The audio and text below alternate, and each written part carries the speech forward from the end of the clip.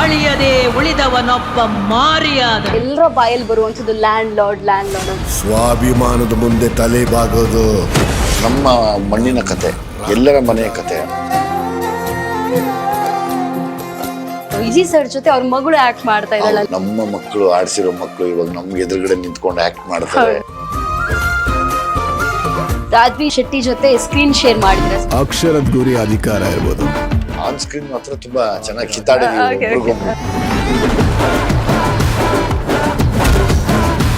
Shetty gang ಇದು ಯಾರಾದ್ರೂ ಒಬ್ರು ಇರ್ಬೇಕಂತೆ, ಸೂಪರ್ ಡೂಪರ್ ಹಿಟ್ ಅಂತ. ಶೆಟ್ಟಿ ಗ್ಯಾಂಗು, ಇನ್ನೊಂದು ಗ್ಯಾಂಗು, ಮತ್ತೊಂದು ಗ್ಯಾಂಗು. ನಿಮ್ಮ ಈ ಸಿನಿ ಜರ್ನಿಯಲ್ಲಿ ಒಂದು ಕಹಿ ಘಟನೆನ ನೆನಪು ಮಾಡ್ಬೇಕು ಅಂತ ಇದೆ. ಈ ಅವಕಾಶ ಕೇಳೋದಕ್ಕೆ ನಮ್ಮನ್ನು ಕರೀದೇ ಇದು ಸುಮ್ಮನೆ ಕೈ ಕಟ್ಕೊಂಡು ನಿಂತ್ಕೊಂಡಿರ್ತಾ ಇದ್ದೆ. ಒಂದು ಚಾನ್ಸ್ ಇದ್ರೆ ಕೊಡಿ ಅಂತ. ನಾನು ಅದೃಷ್ಟನ ನಂಬಲ್ಲ, ನಾನು ನಂಬೋದು ಒಂದನ್ನೇ, ತುಂಬಾ ಶ್ರದ್ಧೆಯಿಂದ ಕೆಲಸ ಮಾಡೋದನ್ನ, ಹಾರ್ಡ್ ವರ್ಕ್.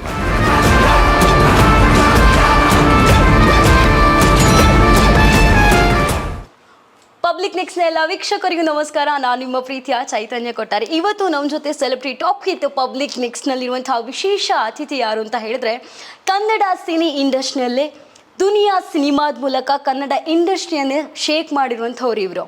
ಜಾನಿ ಮೇರೆ ನಾವ್ನಲ್ಲಿ ಎಲ್ರಿಗೂ ಕೂಡ ಸ್ವ್ಯಾಗ್ ಅನ್ನು ತೋರಿಸಿರುವಂಥವ್ರು. ಸಲ್ಗಾದ್ ಮೂಲಕ ಕನ್ನಡ ಇಂಡಸ್ಟ್ರಿಯಲ್ಲಿರುವಂತಹ ಕಾಡಿನ ಕ್ರೂರ ಶಕ್ತಿಯನ್ನೇ ತೆರೆ ಮೇಲೆ ತಂದವರು.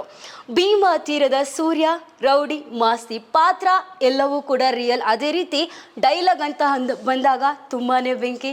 ನೋಟದಲ್ಲಿದೆ ಪವರ್. ನಮ್ಮೆಲ್ಲರ ಪ್ರೀತಿಯ ನಟನೂ ಹೌದು, ನಿರ್ದೇಶಕನೂ ಹೌದು. ಇದೀಗ ಲ್ಯಾಂಡ್ ಲಾರ್ಡ್ ಸಿನಿಮಾದ ಮೂಲಕ ಕನ್ನಡ ಇಂಡಸ್ಟ್ರಿಯ ಬಾಕ್ಸ್ ಆಫೀಸ್ನಲ್ಲಿ ಮತ್ತೊಮ್ಮೆ ಧೂಳೆಬ್ಬಿಸ್ಲಿಕ್ಕೆ ಹೊರಟಿರುವಂಥ ನಮ್ಮೆಲ್ಲರ ಪ್ರೀತಿಯ ದುನಿಯಾ ವಿಜಯ್ ಸರ್ ನಮ್ಮ ಜೊತೆ ಇದ್ದಾರೆ. ಬನ್ನಿ ಅವರನ್ನು ಇವತ್ತಿನ ಕಾರ್ಯಕ್ರಮಕ್ಕೆ ಪ್ರೀತಿಪೂರ್ವಕವಾಗಿ ಸ್ವಾಗತಿಸೋಣ. ಸರ್, ಕಾರ್ಯಕ್ರಮಕ್ಕೆ ಸ್ವಾಗತ. Thank you. ನಮಸ್ಕಾರ ಚೈತನ್ಯ ಅವರೇ. ಎಸ್, ಹೇಗಿದ್ದೀರಾ? ಚೆನ್ನಾಗಿದ್ದೀನಿ, ನೀವೇಗಿದ್ದೀರಾ? ನಾನು ಕೂಡ ಚೆನ್ನಾಗಿದ್ದೇನೆ ಸರ್. ಗಮ್ಮತ್ತಾ? ಎಸ್, ಗಮ್ಮತ್. ಸರ್, ಲ್ಯಾಂಡ್ ಲಾರ್ಡ್ ಸಿನಿಮಾ ಬರ್ತಾ ಇದೆ.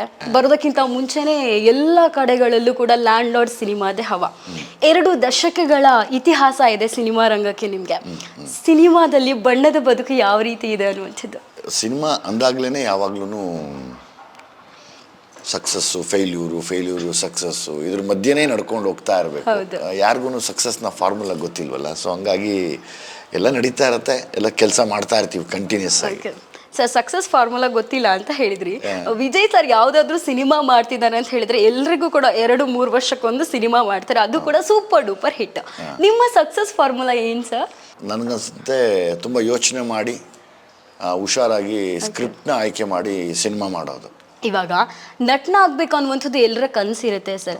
ನಟನಾಗೋದು ಸುಲಭನ ಅಲ್ಲ, ನಟನ ಆದಮೇಲೆ ಆ ಒಂದು ಕರ್ತವ್ಯ ಏನಿರುತ್ತೆ ಅದನ್ನು ನಿಭಾಯಿಸೋದು ಸುಲಭನ ಅನ್ನುವಂಥದ್ದು? ಎರಡೂ ಕಷ್ಟನೇ. ಓಕೆ, ನಟನಾಗೋದು ಕಷ್ಟನೇ. ಪಾಪ ಸಪೋರ್ಟ್ ಇಲ್ದಿರೇ ಇದ್ರೆ ಅದಾದ್ಮೇಲೆ ಸುಧಾರಿಸೋದು ತುಂಬಾನೇ ಕಷ್ಟ. ಎಕ್ಸಾಕ್ಟ್ಲಿ, ಹೌದು. ತುಂಬಾನೇ ಕಷ್ಟ ಅದು. ಎಷ್ಟು ನಾವು ಹುಷಾರಾಗಿದ್ರು ಸಾಲಲ್ಲ, ಅಷ್ಟು ಕಷ್ಟವಾದ ಕೆಲಸ ಇದು ನಮ್ಮದು. ನಾನು ಆವಾಗಲೇ ಹೇಳಿದಾಗೆ ಪ್ರತಿಯೊಂದು ಕಡೆಗಳಲ್ಲೂ ಕೂಡ ದುನಿಯಾ ಸರ್ ಯಾವೆಲ್ಲ ಸಿನಿಮಾ ಮಾಡಿದ್ದಾರೆ ಅದಕ್ಕಿಂತ ಇವಾಗ ಎಲ್ಲರ ಬಾಯಲ್ಲಿ ಬರುವಂಥದ್ದು ಲ್ಯಾಂಡ್ ಲಾರ್ಡ್ ಅನ್ನುವಂತಹ ಸಿನಿಮಾ. ಎಷ್ಟು ವಿಶೇಷ ಆಗಿದೆ ಸರ್ ಈ ಸಿನಿಮಾ ನಿಮಗೆ? ಒಂದು ನಮ್ಮ ಮಣ್ಣಿನ ಕತೆ, ಎಲ್ಲರ ಮನೆಯ ಕತೆ. ಅಂದರೆ ಎಲ್ಲರೂ ಇಲ್ಲಿ ನಾವೆಲ್ಲ ಬಂದಿರೋರೇ ರೈತರ ಮನೆಯಿಂದ. ಸೊ ಹಂಗಾಗಿ ರೈತರು ಯಾವಾಗ್ಲೂ ಒಂದು ಭಾಗದ ದೇವರು ಪ್ರತಿಯೊಬ್ಬರ ಜೀವನದಲ್ಲೂ. ಯಾಕಂದರೆ ಅವ್ರು ಪಡೋ ಕಷ್ಟ ಆಗ್ಬೋದು, ಅವರು ನಮಗೆ ಕೊಡುವಂಥ ಸೌಲಭ್ಯಗಳಾಗ್ಬೋದು, ಎರಡಕ್ಕೂ ನಾವು ಬೆಲೆ ಕಟ್ಟೋಕ್ಕಾಗೋದಿಲ್ಲ. ಸೊ ಹಂಗಾಗಿ ಅದು ವಿಶೇಷ ಈ ಸರ್ತಿ ಈ ಸಿನಿಮಾ. ಸರ್, ಇನ್ನೊಂದೇನು ಅಂತ ಹೇಳಿದರೆ, ಲ್ಯಾಂಡ್ ಲಾರ್ಡ್ ಅಂತ ಹೇಳಿ ಬಂದಾಗಲೇ ನಮಗೆ ಗೊತ್ತಾಗುತ್ತೆ ಇದು ಆಳಿದವರ ಕಥೆಯಲ್ಲ, ಅಳಿದು ಉಳಿದವರ ಕತೆ ಅಂತ ಹೇಳಿ. ಕಾನ್ಸೆಪ್ಟೇ ಒಂಥರ ಡಿಫ್ರೆಂಟ್ ಆಗಿದೆ ಅಂತ ಹೇಳಿ ಅನಿಸ್ತಾ ಇದೆ ಸರ್. ಇದು ಯಾವ ರೀತಿ ಅಂತ ಹೇಳಿ? ಅದೇನಾಗುತ್ತೆ, ಯಾವಾಗಲೂ ಒಂದು ಸಂತೋಷದ ಕಥೆನೇ ಹೇಳೋದ್ರ ಮಧ್ಯೆ ನೊಂದವ್ರ ಕಥೆ ಹೇಳೋದು ವ್ಯತ್ಯಾಸವಾಗಿರುತ್ತೆ. ಆಮೇಲೆ ಅದು ಸತ್ಯವಾಗಿರುತ್ತೆ. ಆಲ್ಮೋಸ್ಟ್ ಈ ಸಿನಿಮಾಲ್ಲಿ ಆಗ ಅಂದರೆ 80ರಿಂದ 90ರ ದಶಕದ ಒಳಗೆ ನಡೆದಂಥ ಒಂದಷ್ಟು ಸತ್ಯ ಘಟನೆಗಳನ್ನು ಇಟ್ಟು ಈ ಕಥೆನ ಎಣ್ತಿರೋದು. ಓಕೆ ಸರ್, ಇವಾಗ ಎಲ್ಲರ ತಲೆಯಲ್ಲಿ ಇರುತ್ತೆ ಈ ರೀತಿ ಕಥೆ ಮಾಡಬೇಕು. ರೈತರ ಬಗ್ಗೆ ತುಂಬ ಸ್ಟೋರಿಗಳು ಬಂದಿದೆ, ತುಂಬ ಸಿನಿಮಾಗಳು ಬಂದಿದೆ. ಎಲ್ಲ ಸಿನಿಮಾಗಳಿಗೆ ಕಂಪೇರ್ ಮಾಡಿದರೆ ರೈತರ ಬಗ್ಗೆ, ರೈತರನ್ನೇ ಮೇನ್ ಹೈಲೈಟ್ ಮಾಡಿರುವಂತಹ ಸಿನಿಮಾ ಅಂತ ಹೇಳಿದ್ದೀರಾ. ಯಾವ ರೀತಿ ರೈತರನ್ನು ಹೈಲೈಟ್ ಮಾಡಿದರೆ ಇದರಿಂದ ರೈತರಿಗೆ ಏನಾದರೂ ಬೆನಿಫಿಟ್ ಆಗೋದಿದೆಯಾ? ಪಾಪ ಅವತ್ತು ರೈತರ ಪರಿಸ್ಥಿತಿ ಹೇಗಿತ್ತು, ಅವರ ಬೆಳವಣಿಗೆ ಏನೇನು ಕಷ್ಟ ಬರ್ತಿತ್ತು, ಅಥವಾ ಅವರು ಅದನ್ನು ಪಡ್ಕೊಳ್ಳೋದಕ್ಕೆ ಎಷ್ಟೆಲ್ಲ ಕಷ್ಟಪಡಬೇಕಾಗಿತ್ತು, ಮತ್ತು ಅವ್ರ ಮನೆ ಹೇಗಿತ್ತು, ಅವ್ರ ಮನೆ ವಾತಾವರಣ ಹೇಗೆ, ಅವರ ಊಟ ಹೇಗಿತ್ತು, ಅಥವಾ ಎಲ್ಲವನ್ನೂ ತೋರಿಸಿದ್ವಿ. ಒಂದು ನಮ್ಮ ಕೈಲಾದಷ್ಟು ಎಲ್ಲವನ್ನೂ ಅದರಲ್ಲಿ ತೋರಿಸಿದ್ವಿ. ಪಕ್ಕ ಫ್ಯಾಮಿಲಿಯೂ ಪ್ಯಾಕು ಇದೆ ಅಥವಾ ಮಾಸ್ ಪ್ಯಾಕು ಇದೆ ಅಂತ ಹೇಳಿ. ಎರಡು ಇದೆ, ಫ್ಯಾಮಿಲಿ ಮಾಸ್ ಪ್ಯಾಕ್ ಎರಡೂ ಇದೆ. ಓಕೆ, ಲಾಸ್ಟ್ ಇಯರ್ ನಮಗೆ ನಿಮ್ಮ ಬರ್ಡೇ ಟೈಮಲ್ಲಿ ನಿಮ್ಮ ಲುಕ್ ಅನ್ನು ರಿವೀಲ್ ಮಾಡಿದ್ದಾರೆ ಸರ್. ಸಿಕ್ಕಾಪಟ್ಟೆ ಟ್ರೆಂಡ್ ಆಗಿದೆ ಆ ಲುಕ್, ಕದರ್ ಲುಕ್ ಅಲ್ಲಿ. ಸರ್ ಇವಾಗ ಆ ಲುಕ್ ನೋಡಿದಾಗ ತುಂಬಾ ಜನ ತುಂಬಾನೇ ಎಕ್ಸ್ಪೆಕ್ಟೇಷನ್ ಇದೆ. ನಿಮ್ಮ ಈ ಸಿನಿಮಾದಲ್ಲಿ ನಿಮ್ಮ ಕ್ಯಾರೆಕ್ಟರ್ ಬಗ್ಗೆ ಹೇಳಬೇಕು ಅಂತ ಇದ್ರೆ ಏನು ಹೇಳ್ತೀರಾ? ನಾನೊಬ್ಬ ಸಾಮಾನ್ಯ ಬಡ ರೈತನ ಮಗನಾಗಿ, ಒಬ್ಬ ಕಷ್ಟಪಡೋ ರೈತನಾಗಿ, ಮತ್ತು ಯಾವಾಗ್ಲೂ ಹೋರಾಟನ ಯೋಚನೆ ಮಾಡುವಂಥ ಒಬ್ಬ ಇನ್ನೋಸೆಂಟ್ ರೈತನಾಗಿ ಕಾಣಿಸ್ಕೊಂಡಿದ್ದೀನಿ. ಓಕೆ ಸರ್, ಇವಾಗ ರೈತ ಅಂತ ಬಂದಾಗ ಎಲ್ರಿಗೂ ಕೂಡ ಒಂದು ಎಮೋಷನ್ಸ್ ಇರುತ್ತೆ ಅಲ್ವಾ, ಪ್ರತಿಯೊಬ್ಬರಿಗೂ ಕೂಡ. ಇವಾಗ ನಾವು ಕೂಡ ರೈತರ ಮಕ್ಕಳೇ, ನೀವು ಕೂಡ ರೈತರ ಮಕ್ಕಳೇ ಸರ್. ಸೊ ಅದೊಂದು ಎಲ್ಲೂ ನಿಮಗೆ ಕನೆಕ್ಟ್ ಆಗದ ರೀತಿ ಅನಿಸಿರ್ಬೋದು ಈ ಸಿನಿಮಾದ ಕೆಲವೊಂದು ಕಥೆಗಳು ಕೂಡ ರೈತರ ಕುಟುಂಬದಿಂದ ಬಂದಾಗ. ಇವಾಗ ನಿಮಗೆ ಈ ಸಿನಿಮಾದಲ್ಲಿ ಆ್ಯಕ್ಟ್ ಮಾಡುವಾಗ ಒಂದು ಎಮೋಷ್ನಲ್ ಮೂಮೆಂಟ್ ಅಂತ ಹೇಳಿ ಯಾವುದಾದ್ರೂ ಇತ್ತಾ? ಎಮೋಷ್ನಲ್ ಸೀನ್ಗಳು ಏನೇನು ಬಂದಿದೆ ಇದರಲ್ಲಿ, ಅದೆಲ್ಲವೂ ನನಗೆ ತುಂಬಾ ಟಚ್ ಆಗ್ತಿತ್ತು. ಆಮೇಲೆ ತುಂಬ ಅಯ್ಯೋ ದೇವ್ರೆ, ಇಷ್ಟೆಲ್ಲ ಕಷ್ಟ ಅನುಭವಿಸಿದಾರ ರೈತರು, ಪಾಪ ಅಲ್ವಾ ಅಂತ ಅನಿಸ್ತಿತ್ತು ನನಗೆ. ತುಂಬ ಸೀನ್ಗಳು ಇದರಲ್ಲಿ ನನಗೆ ಕನೆಕ್ಟ್ ಆಗಿದೆ. ಓಕೆ, ಒಂದು ಸೀನ್ ನೆನಪು ಮಾಡಬೇಕು ಅಂತ ಇದ್ರೆ ಯಾವ ಸೀನ್ ನೆನಪು ಮಾಡ್ಕೊಳ್ತೀರಾ? ಕೂಲಿಗೆ ತಕ್ಕನಾದ ಧಾನ್ಯ ಕೊಡ್ತಿದ್ರು ಆಗ. ಅದು ತುಂಬಾ ನೆನಪಾಗುತ್ತೆ. ಅಂದರೆ ಪಾಪ ಇವತ್ತೆಲ್ಲ ನಾವು ಆ ದುಡ್ಡಿಗೊಂದು ಮೋಸ, ಆ ಮೋಸಕ್ಕೊಂದು ನಾಟಕಕ್ಕೊಂದೊಂದು ಅವತಾರ ಮಾಡ್ತಾ ಇರ್ತೀವಿ. ಆದರೆ ಅವತ್ತು ಅವರು ಪಾಪ ಮೈಕೈಯೆಲ್ಲ ಮುರಿಯಂಗೆ ದುಡಿದು ಅವ್ರು ತಿನ್ನುವಷ್ಟು ಮಾತ್ರ ಕೊಡ್ತಿದ್ರಲ್ಲ, ಅದೇ ಅವ್ರ ಸಂಬಳ ಆಗಿತ್ತು. ಪಾಪ ಅದೆಷ್ಟು ಕಷ್ಟ, ಅದು ನೆನೆಸ್ಕೊಂಡ್ರೆ ಒಂಥರ ದೇವ್ರೆ ಎಷ್ಟೆಲ್ಲ ಕಷ್ಟಪಟ್ಟಿದ್ದಾರಪ್ಪ ರೈತರು ಅಂತ ಅನ್ಸುತ್ತೆ. ಇವಾಗ ವಿಜಯ್ ಸರ್ ಅಂತ ಹೇಳಿ ಬಂದಾಗ ಸಿನಿರಂಗಕ್ಕಿಂತ ಮುಂಚೆ ಕೂಡ ತುಂಬ ಕಷ್ಟಗಳನ್ನು ಅನುಭವಿಸಿದ್ದೀರಿ. ಈಗ ರಿಯಲ್ ಸ್ಟಾರ್ ಥರ ಆಗಿದ್ದೀರಾ ಸರ್, ರಿಯಲ್ ಫೈರ್ ಬ್ರ್ಯಾಂಡ್ ಥರ ಆಗಿದ್ದೀರಾ. ಸೊ ನಿಮ್ಮ ಈ ಸಿನಿ ಜರ್ನಿಯಲ್ಲಿ ಒಂದು ಕಹಿ ಘಟನೆನ ನೆನಪು ಮಾಡಬೇಕು ಅಂತ ಇದ್ರೆ ಯಾವುದು ಸರ್? ತುಂಬ ಇದವಪ್ಪ. ಅಂದರೆ ಲೈಕ್ ಎಲ್ಲ ಅವತ್ತೆಲ್ಲ ನಾವು ಹೀರೋ ಆಗೋಕ್ಕಿಂತ ಮುಂಚೆ ಅನುಭವಿಸಿದಂಥ ಎಲ್ಲ ನಮ್ಮದೊಂಥರ ಹೋರಾಟ, ಒಳಗೆ ಏನೋ ಮಾಡಬೇಕು, ಸಾಧನೆ ಮಾಡಬೇಕು ಅಂತ. ಅಂದರೆ ಅವಾಗೆಲ್ಲ ನಾವು ಈ ಅವಕಾಶ ಕೇಳೋದಕ್ಕೆ ನಾನು ಬೆಳಿಗ್ಗೆ ಒಂದು 5 ಗಂಟೆಗೆ ಎದ್ದು ಫ್ರೆಶ್ ಆಗಿ ಸ್ನಾನ ಮಾಡಿಕೊಂಡು ರೆಡಿಯಾಗಿ 6 ಗಂಟೆ 5:45 ಹೊತ್ತಿಗೆ ಯಾವುದಾನ ಡೈರೆಕ್ಟ್ರ್ ಮನೆ ಮುಂದೆನೋ ಇಲ್ಲ ಪ್ರೊಡ್ಯೂಸರ್ ಮನೆ ಮುಂದೆನೋ ಅಥವಾ ಯಾವುದಾನ ಶೂಟಿಂಗ್ ನಡೆಯೋ ಸ್ಪಾಟಲ್ಲೋ ನಮ್ಮನ್ನು ಕರೀದೇ ಇದು ಸುಮ್ಮನೆ ಕೈ ಕಟ್ಕೊಂಡು ನಿಂತ್ಕೊಂಡಿರ್ತಾ ಇದ್ದೆ, ಒಂದು ಚಾನ್ಸ್ ಇದ್ರೆ ಕೊಡಿ ಅಂತ. ಅದೆಲ್ಲ ತುಂಬ ನೆನಪು ಬರುತ್ತೆ ಸರ್. ಇವಾಗ ನಿಮ್ಮ ಕಾಲ್ ಶೀಟಿಗೆ ಅವ್ರು ಕಾಯ್ತಾ ಇದ್ದಾರೆ ಸರ್, ಹೆಂಗೆ ಅನಿಸ್ತಾ ಇದೆ? ಎಲ್ಲವೂ ಹಾರ್ಡ್ ವರ್ಕ್ ಅಂತ ಹೇಳ್ತೀನಿ. ಅಂದರೆ ನಾನು ಅದೃಷ್ಟನ ನಂಬಲ್ಲ, ನಾನು ನಂಬೋದು ಒಂದನ್ನೇ, ತುಂಬ ಶ್ರದ್ಧೆಯಿಂದ ಕೆಲಸ ಮಾಡೋದನ್ನು, ಹಾರ್ಡ್ ವರ್ಕ್ನ. ಹಾರ್ಡ್ ವರ್ಕ್ ಯಾವಾಗಲೂ ಮನುಷ್ಯನಿಗೆ ಕೈ ಹಿಡಿಯುತ್ತೆ. ಲ್ಯಾಂಡ್ ಲಾರ್ಡ್ ವಿಷಯಕ್ಕೆ ಬಂದರೆ ರಚಿತಾ ರಾಮ್ ಅವರಿಗೆ ನಿಮಗೆ ಪೇರ್ ಆಗಿದ್ದಾರೆ ಸರ್. ಇವಾಗ 2ನೇ ಸಲ ನಿಮ್ಮ ಜೊತೆ ಇರೋದು, ಹೆಂಗೆ ಅನಿಸ್ತು ರಚಿತಾ ರಾಮ್ ಅವ್ರ ಜೊತೆ? ಖುಷಿ ಆಯಿತು. ನಾನು 2ನೇ ಸಿನಿಮಾ ಅವ್ರ ಜೊತೆ ಮಾಡ್ತಾ ಇರೋದು. ಈ ಸತಿ ಅವರ ಜೋಡಿ ಆಗ್ಬೋದು ಅಥವಾ ಅವರ ಪಾತ್ರ ಆಗ್ಬೋದು, ತುಂಬ ವಿಶೇಷ ಅನ್ನೋಕ್ಕಿಂತ ಹೆಚ್ಚಾಗಿ ತುಂಬ ಒಂದು ಈ ರೈತರ ಮನೆಯಲ್ಲಿ ಗಂಡ ಹೆಂಡತಿ ಹೆಂಗಿರ್ತಿದ್ರು ಆ ಥರದ್ದೆಲ್ಲ ತುಂಬ ಚೆನ್ನಾಗಿರೋ ಸೀನ್ಗಳಿದಾವೆ. ಓಕೆ ಸರ್, ಲ್ಯಾಂಡ್ ಲಾರ್ಡ್ ಹಾಡು ರಿಲೀಸ್ ಆಯಿತು ಅಂತ ಬಂದಾಗ ಹಾಡು ತುಂಬಾ ಹಿಟ್ ಆಗಿದೆ, ನಿಂಗವ್ವ. ಹೌದು, ಈ ನಿಮ್ಮ ಮನೆ ನಿಂಗವ್ವ ಈ ಸಿನಿಮಾದ ಹಾಡು ನೋಡಿ ಏನು ಹೇಳಿದ್ರು? ಎಲ್ಲರೂ ಖುಷಿ ಪಟ್ಟಿದ್ದಾರೆ, ಎಲ್ಲ ಖುಷಿ. ಸರ್, ಇವಾಗ ಈ ನಿಂಗವ್ವ ಹಾಡು ನಾನು ಹೇಳಿದಾಗೆ ತುಂಬ ರೊಮ್ಯಾಂಟಿಕ್ಕು ಇದೆ, ಒಂದು ಅರ್ಥನೂ ಕೊಡುತ್ತೆ. ಒಂದು ಹಳ್ಳಿ ಕಡೆಯಲ್ಲಿ ಗಂಡ ಹೆಂಡತಿ ಜಗಳ ಆಗಿರ್ಬೋದು, ಆ ಎಮೋಷನ್ಸ್ ಆಗಿರ್ಬೋದು, ಪ್ರೀತಿ ಆಗಿರ್ಬೋದು, ತುಂಬ ಚೆನ್ನಾಗಿ ತೋರಿಸಿದ್ದೀರಾ ಸರ್. ಸೊ ಇದು ಯಾವ ರೀತಿ ಥಾಟ್ ಬಂತು ನಿಮಗೆ? ಅಂದರೆ ಇಲ್ಲ, ಈಗ ಸಾಂಗ್ ಲೈನ್ಗಳಂಗಿದಾವಲ್ಲ, ಸೊ ಹಂಗಾಗಿ ಅಲ್ಲಿ ಯೋಚನೆ ಮಾಡೋದು ನಾವು, ಹೆಂಗೆ ಇದನ್ನು ತೆಗೆದ್ರೆ ಹಿಂಗೆ ಮಾಡಿದ್ರೆ ಹೆಂಗಿರುತ್ತೆ ಅಂತ ಒಂದಷ್ಟು ಕೇಳಿರೋ ವಿಷಯ ಆಗಿರ್ಬೋದು, ನೋಡಿರೋ ವಿಷಯ ಆಗಿರ್ಬೋದು, ಆ ಆ್ಯಂಗಲಲ್ಲಿ ಅದನ್ನು ಆ್ಯಕ್ಟ್ ಮಾಡಿದ್ವಿ. ಓಕೆ, ಲಾಸ್ಟ್ ಟೈಮ್ ಪ್ರೆಸ್ ಮೀಟಲ್ಲಿ ಮಾತಾಡುವಾಗ ಯೋಗರಾಜ್ ಭಟ್ ಸರ್ ಹೇಳಿದರು, ವಿಜಯ್ ಸರ್ ಜೊತೆನೆ ತುಂಬ ಕೂತ್ಕೊಂಡು ಡಿಸ್ಕಸ್ ಮಾಡಿ ಬರ್ದಿರುವಂಥ ಹಾಡುಗಳು ಅವ್ರಿಗೆ ನಾವೊಂದು ಲೈಫಲ್ಲಿ ಆಗಿರ್ಬೋದು, ನನ್ನ ಲೈಫಲ್ಲೂ ಆಗಿರ್ಬೋದು ಅಂತ ಹೇಳಿ ಇಲ್ಲೇ ಕೂತು ಬರ್ದಿದ್ದು ಅದನ್ನು. ಇಲ್ಲೇ ಕೂತು ಒಂದು ಮಧ್ಯಾಹ್ನದ ಹೊತ್ತಿಗೆ ಒಂದು 4-5 ಅವರ್ಸಲ್ಲಿ ಎಲ್ಲ ಡಿಸೈನ್ ಮಾಡಿಬಿಟ್ಟು. ಓಕೆ ಸರ್, ಈ ಸಿನಿಮಾದಲ್ಲಿ ಇನ್ನೊಂದು ಸ್ಪೆಷಾಲಿಟಿ ಏನು ಅಂತ ಬಂದರೆ ನಿಮ್ಮ ಮುದ್ದಿನ ಮಗಳು ಕೂಡ ಆಕ್ಟ್ ಮಾಡಿದ್ದಾರೆ. ಎಸ್, ಇವಾಗ ನಾವು ಸಣ್ಣದಿರುವಾಗೆಲ್ಲ ಅಪ್ಪಾಜಿ ಜೊತೆ ಪುನೀತ್ ಸರ್ ಅನ್ನು ನೋಡ್ತಾ ಇದ್ವಿ. ಅವಾಗ ಒಂದು ತುಂಬಾ ಕ್ರೇಜು. ಇವಾಗ ಎಲ್ಲರ ಬಾಯಲ್ಲೂ ದುನಿಯಾ ವಿಜಯ್ ಸರ್ ಜೊತೆ ಅವ್ರ ಮಗಳು ಆಕ್ಟ್ ಮಾಡ್ತಾ ಇದ್ದಾಳೆ ಅನ್ನುವಂಥ ಕ್ರೇಜ್. ಎಸ್, ರಿತನ್ಯಾ. ಏನ್ ಹೇಳ್ತೀರಾ ಸರ್ ಇದಕ್ಕೆ? ತುಂಬಾನೇ ಖುಷಿ ಆಗುತ್ತೆ ನನಗೆ. ಅಂದ್ರೆ ನಮ್ಮ ಮಕ್ಕಳು ಆಡ್ಸಿರೋ ಮಕ್ಕಳು ಇವಾಗ ನಮ್ಗೆ ಎದುರುಗಡೆ ನಿಂತ್ಕೊಂಡು ಆ್ಯಕ್ಟ್ ಮಾಡ್ತಾರೆ.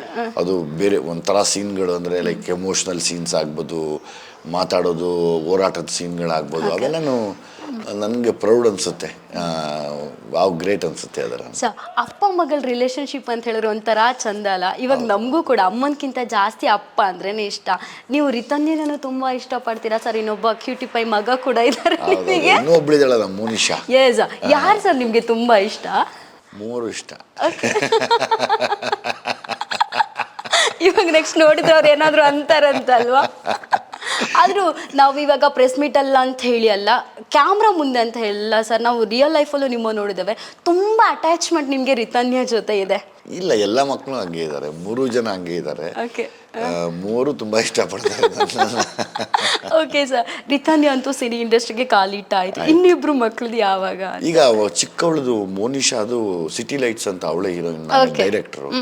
ಸೊ ಅದು ಇನ್ನೇನು ಇದು ಮುಗಿದ್ಮೇಲೆ ನೆಕ್ಸ್ಟ್ ಅದೇ ರಿಲೀಸ್ ಆಗುತ್ತೆ. ಓಕೆ, ನಿನ್ನೊಬ್ಬ ಸಾವುಕಾರ ಇದಾರಲ್ಲ ಸರ್ ನಿಮ್ಮ ಮನೆಯಲ್ಲಿ. ಟೈಮ್ ತಗೋತಾನೆ, ಟೈಮ್ ತಗೋತಾನೆ, ಟೈಮ್ ಬರಬೇಕು. ಇಷ್ಟ ಇದೆ ಅವ್ರಿಗೂ ಇಂಡಸ್ಟ್ರಿಗೆ ಬರೋಕೆ? ಗೊತ್ತಿಲ್ಲ, ಕೇಳಿದೀನಿ. ಅದೇನಾಗುತ್ತೆ, ಅವ್ರಿಗೆ ಇಂಟ್ರೆಸ್ಟ್ ಬಂದಾಗ ನಾವೇನಾದ್ರೂ ಮಾಡ್ಬೋದು. ಇಲ್ಲ ನಾವೇನೋ ಓದ್ತೀನಿ ಅಂದಾಗ ಬಿಡೋದು, ಆಯ್ತು ಓದ್ಕೋ ಹೋಗು ಅಂತ. ಲ್ಯಾಂಡ್ ಲಾರ್ಡ್ ಸಿನಿಮಾದಲ್ಲಿ ರಿತನ್ಯಾ ಯಾವ ರೀತಿ ತುಂಬಾನೇ ಸುದ್ದಿಯಲ್ಲಿದ್ದಾರೋ, ಇನ್ನೊಂದು ರೀತಿ ಯಾವ್ದು ರೀತಿ ಅಂತ ಹೇಳಿದ್ರೆ ರಾಜ್ಬಿ ಶೆಟ್ಟಿ ಈ ಸಿನಿಮಾದಲ್ಲಿ ಇದ್ದಾರೆ ಅನ್ನುವಂಥದ್ದು ಇನ್ನೊಂದು ಸುದ್ದಿ. ಸರ್, ಇಂಡಸ್ಟ್ರಿಯಲ್ಲಿ ಒಂದು ಮಾತಿದೆ, ಯಾವ ಸಿನಿಮಾ ಮಾಡೋದಾದ್ರೂ ಇವಾಗ ಶೆಟ್ಟಿ ಗ್ಯಾಂಗ್ ಇದು ಯಾರಾದ್ರೂ ಒಬ್ರು ಇರ್ಬೇಕಂತ ಸೂಪರ್ ಡೂಪರ್ ಹಿಟ್ ಅಂತ ಅನ್ನುವಂಥದ್ದು. ಸೊ ಈ ಮಾತಿಗೆ ಏನ್ ಹೇಳ್ತೀರಾ? ಅದು ತಪ್ಪು ಕಲ್ಪನೆ. ನಾವು ಪಾಪ ಯಾವಾಗ್ಲೂ ಒಂದೊಂದು ಹೆಸರು ಇಡಬಾರ್ದು. ಶೆಟ್ಟಿ ಗ್ಯಾಂಗು, ಇನ್ನೊಂದು ಗ್ಯಾಂಗು, ಮತ್ತೊಂದು ಗ್ಯಾಂಗು ಅಂತಿಲ್ಲ. ಅವರೆಲ್ಲರೂ ಕಷ್ಟಪಟ್ಟಿರೋ ನಟರು. ಇವಾಗ ಯಾರೇ ಆಗಲಿ, ರಿಷಬ್ ಅವರೇ ಆಗ್ಬೋದು, ರಾಜ್ಬಿ ಶೆಟ್ಟಿ ಆಗ್ಬೋದು, ರಕ್ಷಿತ್ ಶೆಟ್ಟಿ ಆಗ್ಬೋದು, ಅವ್ರು ಗ್ಯಾಂಗ್ ಕಟ್ಟಕ್ಕೆ ಬರಲಿಲ್ಲ. ಇಲ್ಲಿ ಎಲ್ಲರೂ ಕಷ್ಟಪಟ್ಕೊಂಡು ಬಂದು ಅವ್ರವ್ರ ಸ್ಥಾನ ಪಡ್ಕೊಂಡಿದ್ದಾರೆ. ಅದನ್ನು ನೋಡಿ ಯಾರೋ ಸಹಿಸೋಕ್ಕಾಗದೇ ಇರೋರು ಅದೊಂದು ಗ್ಯಾಂಗು ಅಂತ ಕರೀತಾರೆ. ಯಾಕೆಂದರೆ ಅವ್ರು ಕಷ್ಟಪಟ್ಟು ಒಳ್ಳೊಳ್ಳೆ ಸಕ್ಸಸ್ ಕೊಟ್ಟಾಗ ಅದೊಂದು ಗ್ಯಾಂಗ್. ಅದು ಹಂಗೆ ಮಾಡಬಾರ್ದು ನಾವು ಯಾವತ್ತೂ, ಪಾಪ ಅಲ್ವಾ? ಯಾಕೆ ಸಿನಿಮಾ ಎಲ್ಲ ಒಂದೇ ಅಲ್ವಾ? ಎಲ್ಲರೂ ಸಿನಿಮಾ ತಾನೇ ಮಾಡ್ತೀವಿ. ಸೊ ಹಂಗಾಗಿ ಸಿನಿಮಾ ಎಲ್ಲರೂ ಕಷ್ಟಪಟ್ಟಿದ್ದಾರೆ. ಆಮೇಲೆ ಎಲ್ಲರೂ ಟ್ಯಾಲೆಂಟೆಡ್ಸು, ಎಲ್ಲರೂ ವಿದ್ಯಾವಂತರು ಅವರು. ಆಮೇಲೆ ಅವರು ಸಾಧನೆ ಮಾಡೋದಕ್ಕೆ ಎಲ್ಲ ಸಾಕ್ಷಿಗಳಿದ್ದಾವೆ. ಸೊ ಹಂಗಾಗಿ ಸುಮ್ಮನೆ ಅದನ್ನು ಗ್ಯಾಂಗ್ ಅಂತ ಹೇಳೋದು ತಪ್ಪು ಅಂತ ನನ್ನ ಕಲ್ಪನೆ. ನನಗನ್ಸುತ್ತೆ, ಅದು ಕಲ್ಪನೆ ಅನ್ನೋಲ್ಲ, ನನಗೆ ಅನಿಸುತ್ತೆ. ಅನ್ಬಾರ್ದು ಹಂಗೆ. ಅವರು ಕೂಡ ನಮ್ಮ ಕನ್ನಡ ಸಿನಿಮಾದವರೇ ಅಲ್ವಾ, ನಮ್ಮವರೇ ಅಲ್ವಾ? ದೊಡ್ಡ ಅಚೀವ್ಮೆಂಟ್ ಮಾಡಿದ್ದಾರೆ. ಓಕೆ, ರಾಜ್ಬಿ ಶೆಟ್ಟಿ ಜೊತೆ ಸ್ಕ್ರೀನ್ ಶೇರ್ ಮಾಡಿದ್ರೆ ಸರ್, ಫಸ್ಟ್ ಟೈಮ್ ಅವ್ರ ಜೊತೆ ಸಿನಿಮಾ ಮಾಡ್ತಿರುವಂಥದ್ದು, ನೀವು ಅನುಭವ ಹೇಳಬೇಕು ಅಂತ ಇದ್ರೆ? ಒಂದು, ನೀವು ಥಿಯೇಟ್ರಲ್ಲಿ ನೋಡಬೇಕು ನನ್ನ ಅವರ ಇದು, ಅಂದ್ರೆ ಚಟಾಚಟಿ ಯಾವ ರೀತಿ ಇದೆ ಎಲ್ಲ ತುಂಬಾ ಚೆನ್ನಾಗಿದೆ ಇಬ್ಬರದು. ಅಂದ್ರೆ ಆಫ್ ಸ್ಕ್ರೀನ್ ತುಂಬಾ ಒಳ್ಳೆ ಸ್ನೇಹಿತರು ಇದೀವಿ ನಾವು.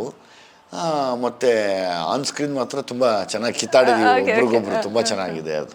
ಸರ್, ಇವಾಗ ತುಂಬಾ ಸಿನಿಮಾಗಳ ಶೂಟಿಂಗ್ ಎಲ್ಲ ನೀವು ಮಂಗಳೂರಲ್ಲಿ ಮಾಡಿದ್ದೀರಾ ಅನ್ನುವಂಥದ್ದು ಸುದ್ದಿ ಇದೆ. ಯಾವ ರೀತಿ ಇತ್ತು ಮಂಗಳೂರು ಶೂಟಿಂಗ್ ಟೈಮಲ್ಲೆಲ್ಲ? ನನಗೆ ಮಂಗಳೂರು ಅಂದ್ರೆ ತುಂಬಾ ಇಷ್ಟ. ಅಲ್ಲಿನ ಊಟ, ಮತ್ತೆ ಅಲ್ಲಿನ ಏರಿಯಾಗಳು, ಆ ಸಮುದ್ರದ ಅಕ್ಕಪಕ್ಕ ಊರುಗಳು ಚಿಕ್ಕ ಊರಿದೆ.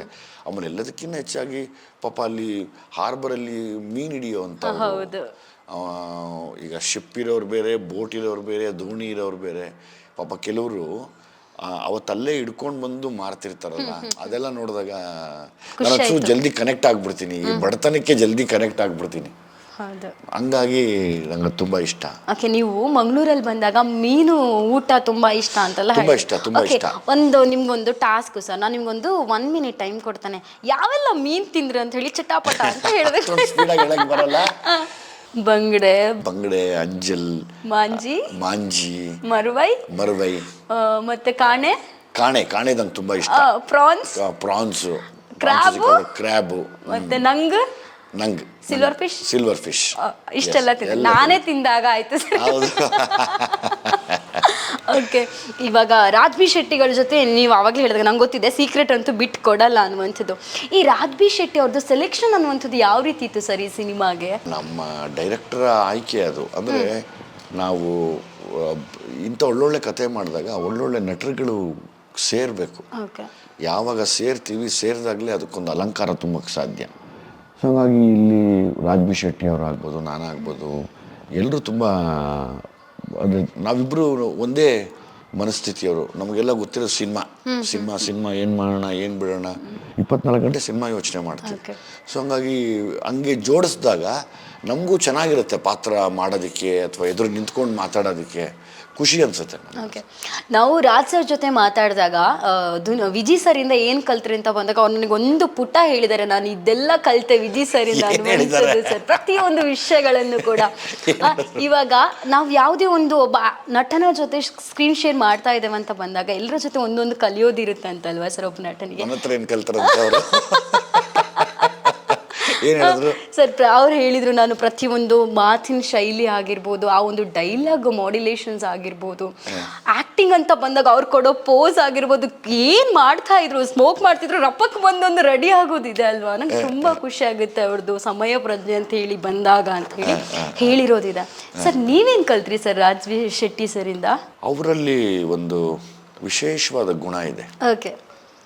ಯಾರನ್ನು ತಾಚಾರವಾಗಿ ಮಾತಾಡ್ಸಲ್ಲ, ಎಲ್ಲರನ್ನೂ ಮನಸಾರೆ ಪ್ರೀತಿಯಿಂದ ಸ್ವಂತ ತನ್ನ ಜೊತೆಲಿ ಹುಟ್ಟಿರೋರ ಥರ ಅನ್ಯೋನ್ಯವಾಗಿ ಕರೆದು ಮಾತಾಡಿ ಅವರೊಟ್ಟಿಗೆ ಬೆರೆಯೋದಾಗಲಿ, ಮತ್ತು ಅವ್ರಿಗಿರೋ ತಾಳ್ಮೆ ಆಗಲಿ, ಮತ್ತು ಅವ್ರಿಗಿರೋಂಥ ನಾಲೆಡ್ಜ್, ಮತ್ತು ಅವರು ಬೀಯಿಂಗ್ ಎ ಡೈರೆಕ್ಟರ್ ಅವರು ಯೋಚನೆ ಮಾಡೋ ರೀತಿ ಆಗಲಿ ಎಲ್ಲೂ ನನಗೂ ಕಲಿಬೇಕು ಅನ್ನಿಸ್ತು ಅವ್ರು ನೋಡಿದಾಗ.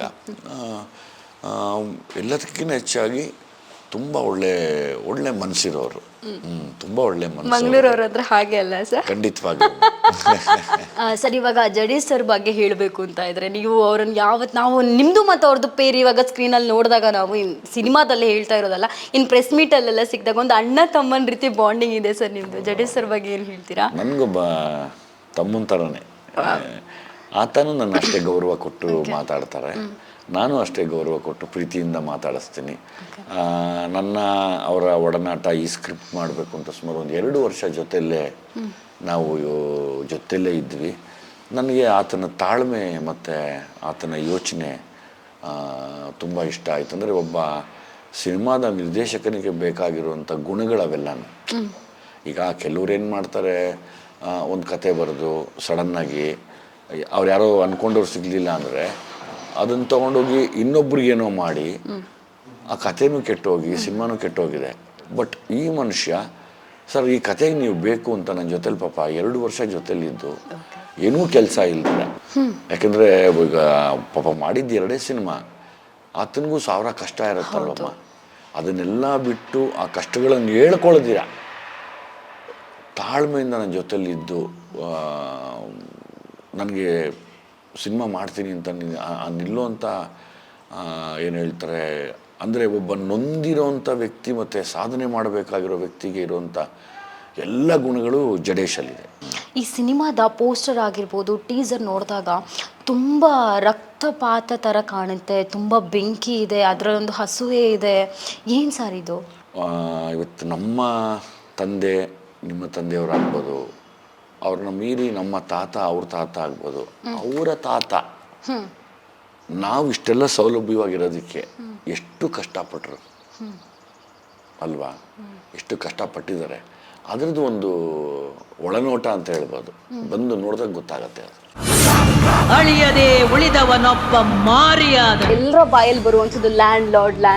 ಸ್ವಾಭಿಮಾನದ ಮುಂದೆ ತಲೆ ಬಾಗೋದು ನಮ್ಮ ಮಣ್ಣಿನ ಕತೆ, ಎಲ್ಲರ ಮನೆಯ ಕತೆ. ವಿಜಿ ಸರ್ ಜೊತೆ ಅವ್ರ ಮಗಳು ಆಕ್ಟ್ ಮಾಡ್ತಾ ಇದ್ದಾಳೆ. ನಮ್ಮ ಮಕ್ಕಳು, ಆಡ್ಸಿರೋ ಮಕ್ಕಳು ಇವಾಗ ನಮ್ಗೆ ಎದುರುಗಡೆ ನಿಂತ್ಕೊಂಡು ಆಕ್ಟ್ ಮಾಡ್ತಾರೆ. ರಾಜ್ಬಿ ಶೆಟ್ಟಿ ಜೊತೆ ಸ್ಕ್ರೀನ್ ಶೇರ್ ಮಾಡಿದ್ರೆ ಅಕ್ಷರದ ಗುರಿ ಅಧಿಕಾರ ಇರ್ಬೋದು, ಆನ್ ಸ್ಕ್ರೀನ್ ಮಾತ್ರ ತುಂಬಾ ಚೆನ್ನಾಗಿ ಕಿತ್ತಾಡಿದ್ವಿ.